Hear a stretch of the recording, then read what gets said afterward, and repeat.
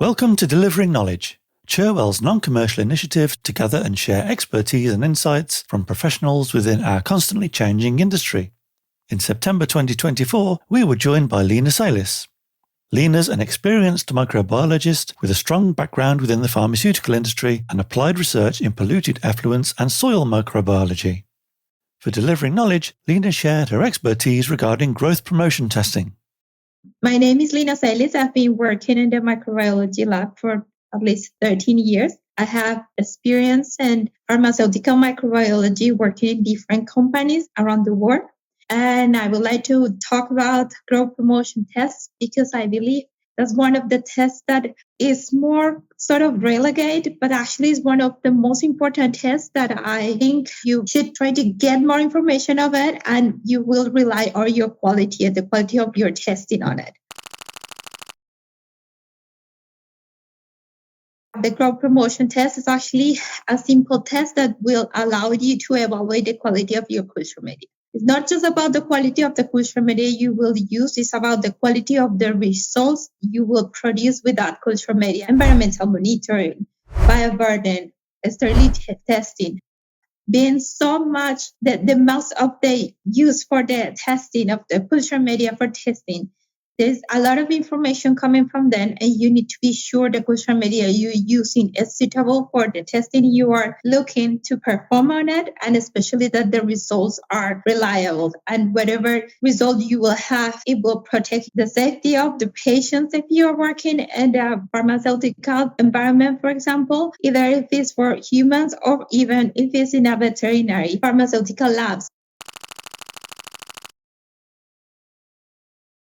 It will give you the certainty that you are producing a good results and the safety of your product, and especially the environmental state of your facility. So actually it's quite important. Other thing that I believe that is a little bit relegated is the microorganisms you will use to perform the test. Regarding to the guidance, what we generally do is test reference strains that are probably coming from an ATCC collection or other commercial collection. That what I generally do is try to introduce at the test the microorganisms we isolate from the facility.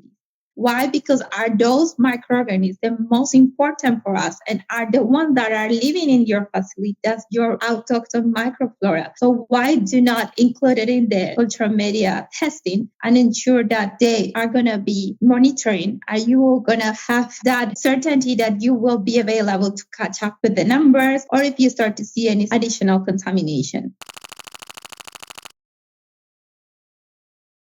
Labs that try to identify which are the normal habitats of your environment, especially because it will give you a lot of information, especially regarding to contamination. And you will see how those numbers, especially in environmental monitoring, will change with the time or with even the season. But I think that one of the reasons why included is precisely that you need to be sure that if you are included microorganisms that are part of your environment, you will have the best results and you will go a little bit further of what the guidance or the regulation is asking for you to do.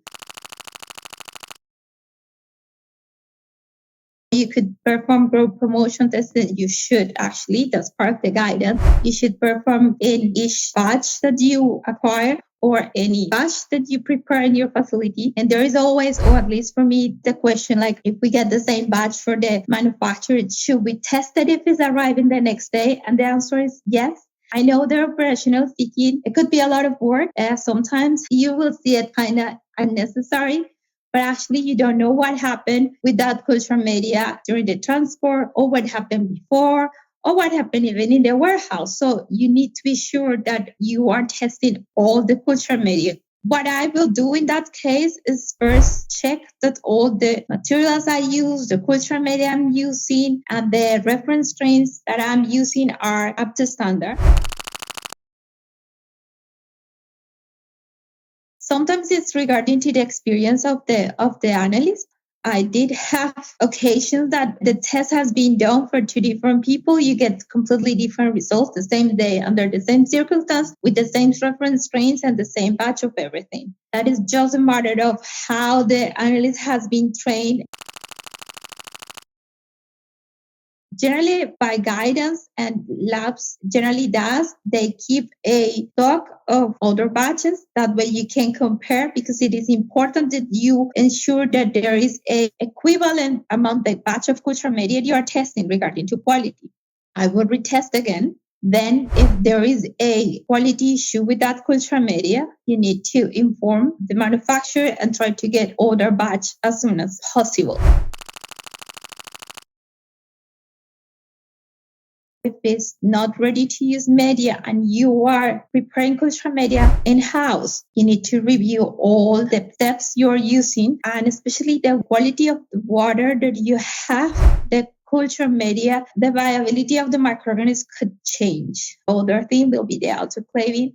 So are you leaving the culture media so long in the autoclave? Is your autoclave working properly? Of course, we are talking about that, for example, labs that should have all the equipment validated and everything. But when you are under an investigation, it's better that you don't score any reason. So you need to go one by one to see what are the factors that could be affecting the quality of that culture media. Then the water you are using, the bottles you are using to prepare that culture media, if you have residues of disinfectants or any soap, sometimes even that will affect the development and the growth of microorganisms. So probably that's where you are seeing with ready-to-use media in the lab. We don't have to go so far away through the manufacturing process for culture media. But if is that the case, you need to look into that. Questions so basic like, is my glassware clean? It doesn't have any residues or something that it could lead into other problem. And especially with the reference strains, that will be other point that you need to look. Reference strains lose viability, especially when they are ready to use. It's for that the expiry dates that the manufacturer manage are quite short. If you think about it, it's because those are live microorganisms. You need to keep that viability. So not because you didn't open the package or because you didn't use it before, it means that it's still viable. And microorganisms are microorganisms. They are alive. And when you work with live things happen. So it's better just to check everything again. Lina Celis there. Thank you, Lina, for sharing your expert knowledge of growth promotion testing. You can also check out Lina's views on the future of environmental monitoring on Cherwell's website and YouTube channel. If you're an expert in your field and would like to work with Cherwell to create a delivering knowledge video for the benefit of the environmental monitoring community, we'd love to hear from you. Cherwell's Delivering Knowledge, sharing insights, experience and expertise from across the industry.